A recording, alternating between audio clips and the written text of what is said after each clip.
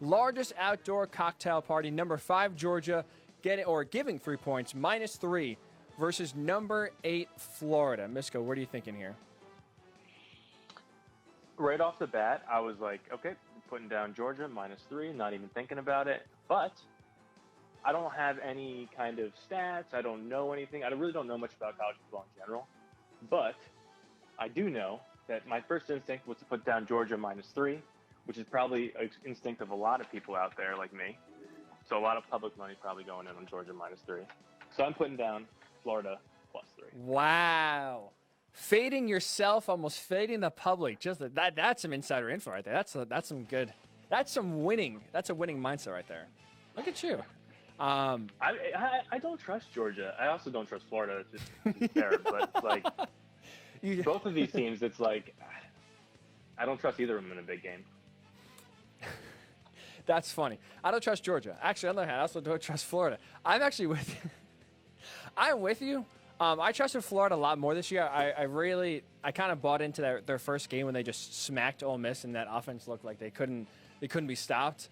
Dan Mullen's just a wild card. You know, he's talking about packing their stadium. He's firing up the crowd. Did you see this video last week? There's a massive fight in the Florida-Missouri game at halftime. He's in there charging after the head coach, charging after the refs.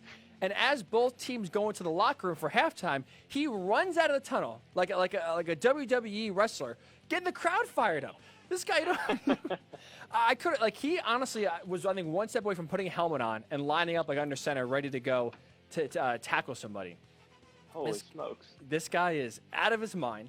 You Crazy. need to send me that video then. Oh, I will. It's wild. Something you'll never see from a head coach, but it's also at the same time very college football.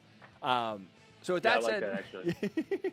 I like that for my pick even more now. There you go, and I'm going with it. I'm going with the wild card. I'm going with the guy that, you know what, he is one step away, one aneurysm away from just tackling someone or fighting the other team.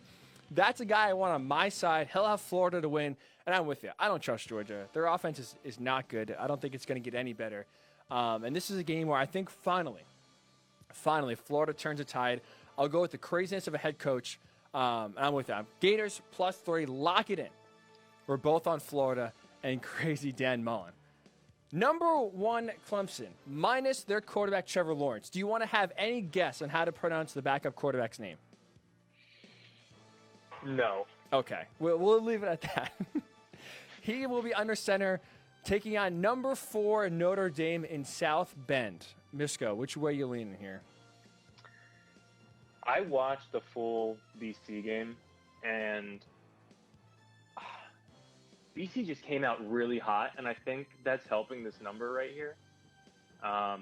They came out like they believed they were going to win, and for a minute there, I did think they were going to. But I think Clemson comes in here and just kind of puts their foot down, and says, "Look, guys, like we had just lost our starting quarterback.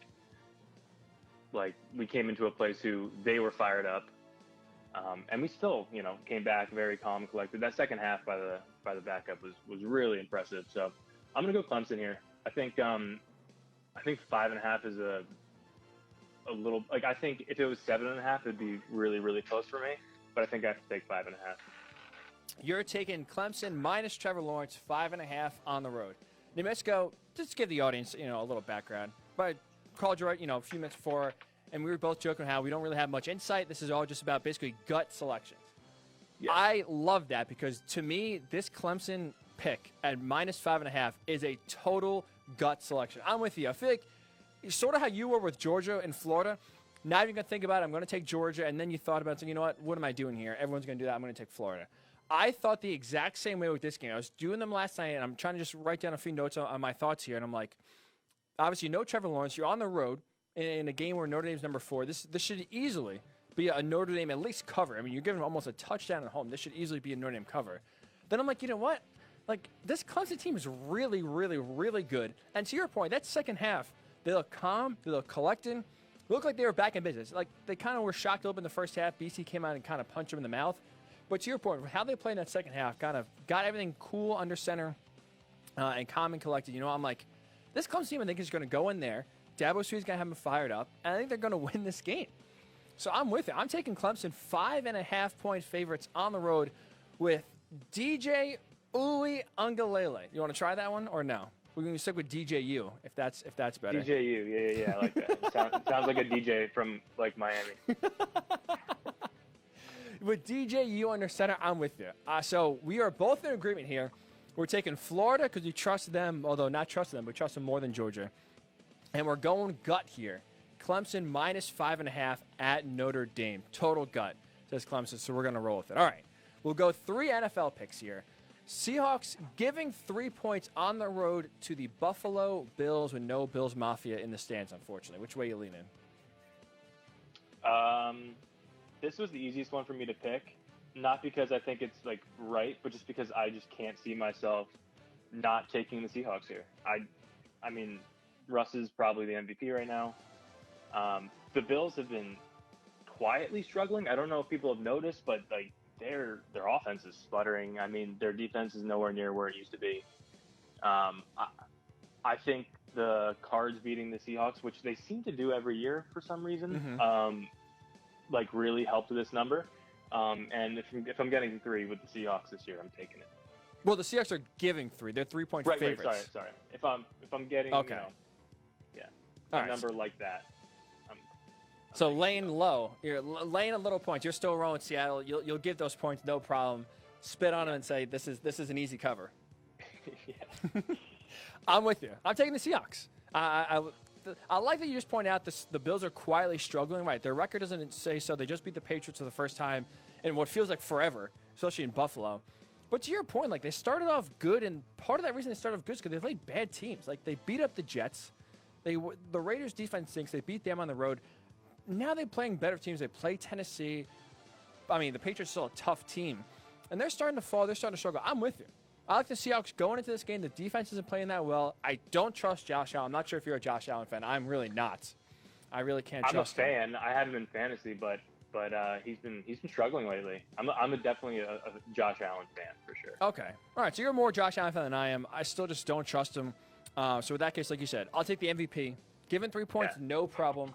No Bills Mafia in the stands either. Kind of, maybe give that Bills defense a little bit more juice. Seahawks minus 3. Wow, so we are 3 for 3 in agreements. Florida plus 3, Clemson minus 5.5, and Seattle now minus 3. I have a feeling we'll be disagreeing on the next one. Oh, okay. All right. I'm very excited. That will lead us to the Ravens minus 2.5 at the Colts. Let me just see which way. What are your thoughts here? I'd like to hear your thoughts. How do you think the you go first? Wow, little roll of us. All right. I think I'm going to surprise you. The Ravens have been very weird this year. Right, they've played well, but they haven't really been convincing. There's not that same swagger and confidence you had with this Ravens team this year that you had last year. So they're still 5-2. They'll also the Chiefs and the Steelers. Not that big of a deal. This is a game, I think, coming off that Steelers loss where I think they are fired up. The Colts defense is really good, but here's my concern. Phillip Rivers, just right there, I could stop. Here's my concern, Phillip Rivers. Boom. End of story. Period. End of sentence.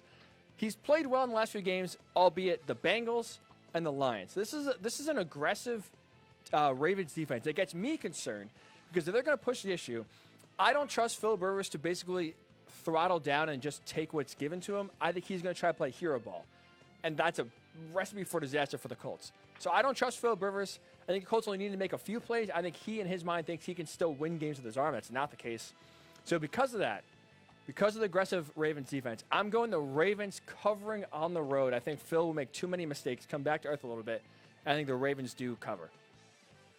Well, I appreciate you leaving your biases at home for this one because I am on the exact same page with you. Wow. See, okay. I figured you thought I was going to go the Colts. So there you go. Well, I did. I thought you were going to be like, this is Phil's looking good. 2.5 is a weird number for this game, which it is. I'm a little confused by the number. I think without that loss last week, it'd probably be like 4, 5 right now. But I would say the Ravens are probably on the cusp of going on a little run here. Ooh. I honestly don't think they're as good as they were the previous year. I think I've always been kind of like low on them. whether or not that's right or not. But I think the Ravens score 2 defensive touchdowns in this game. I think Phil throws 2 pick sixes. Wow. I think Lamar like puts it on his back and runs for like over 100 yards this game. Wow. All right. Look at that. There's some confident predictions out there. 2 pick sixes. Oh, God. I mean, I can't say that would be the most surprising thing ever. I'll be honest. I don't trust Phil. No. I'm with you, though. Yeah. So look at that. So we are last week we made history. The guest picker was Teddy, one of my friends from school. We both picked every game the same, 5 for 5. So far, me and you, Misko, are 4 for 4. Can we go 5 for 5 in back-to-back weeks? Now, to be fair, it wasn't a great week last week, so maybe agreeing with me isn't the way to go. But finally, we'll go with the Sunday night game, the biggest matchup of the weekend. Antonio Brown will make his long-awaited debut for Tampa Bay in a limited role. But the Saints are going on the road to Tampa, getting 5 points. What are you thinking here?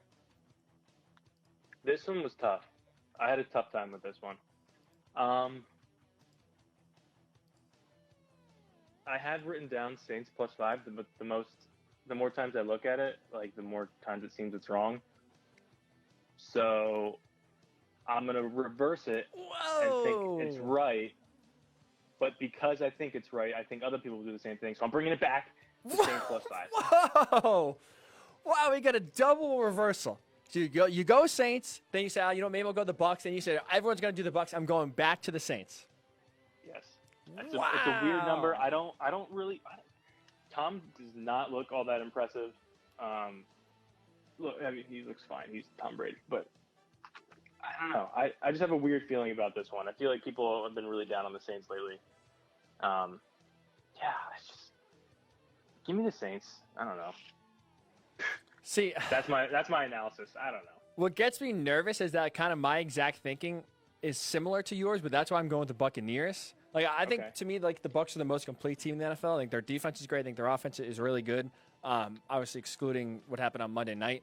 But this is the point you brought up actually kind of concerns a little bit because you're kind of right. Like we've been down on the Saints, and it's like they haven't had Michael Thomas, they haven't had Emmanuel Sanders for the past few games, and I think both are on track to play, which is a little concerning that now the Saints have been humming along. They've won games, and it's just kind of like because Tom Brady's led the scoreboard. It's like, oh wow, look at the Buccaneers, look at the Buccaneers, look at the Buccaneers. But especially the Saints getting 5 points is a big number to cover. With that said, though, I'm still taking the Buccaneers. I think the tide changes today where we go from, maybe this has already happened, but at least in my mind, this goes from an NFC South that's dominated by the Saints to this goes to an NFC South that runs through Tampa Bay. I think the Buccaneers get some revenge at home. Tom Brady looks good. They get the win, and they cover the 5 points. I'm going Tampa. I'm going Tom, despite the fact that I think Antonio Brown would be a disaster and actually hurt this team more than it helps. So I'm kind of going against one of my own points there, but yeah, it's. I'd agree with the Antonio Brown point. I mean, it's more of a distraction at this point. Totally. All right, so 4 to 5 selections we agree on. We're both on Florida plus 3. We're both on Clemson minus 5.5. We're both on Seattle minus 3. Both on the Ravens minus 2.5. You're taking the Saints on the points. I'm taking the Buccaneers laying 5 to get it done. 4 out of 5 selections we agree upon. Misko, this is where really a lot of people make their moves in the standings. Upset special time. If your upset special covers, you get 1 bonus point. If it flat out wins, 2 bonus points. That could really skyrocket you up the rankings to possibly dethrone right now our leader in Lauren Clark, who writes on Facebook, I just want to let you know this. Go Misko, but don't you dare go 5-0. So she's rooting against it. So she has absolutely nothing to worry about. I've never gone 5-0 in anything in my life. I'm for everyone watching. I don't know, but I am a horrible gambler. So fade me at every pick, and you'll probably do okay. I just want to bring up one tweet you had last week because this actually cracked me up. So just to exemplify what you're saying, you quoted a tweet last week saying, "I've been lucky to avoid the NFL Sunday where it's 2 p.m. and I'd be happy to break even, but today's the day." You respond, "Me every week." Yes. So safe to say every single week. But you know what's going to happen? Week I enter with confidence, but then by 1:30, I am praying for some kind of miracle to get me back to even.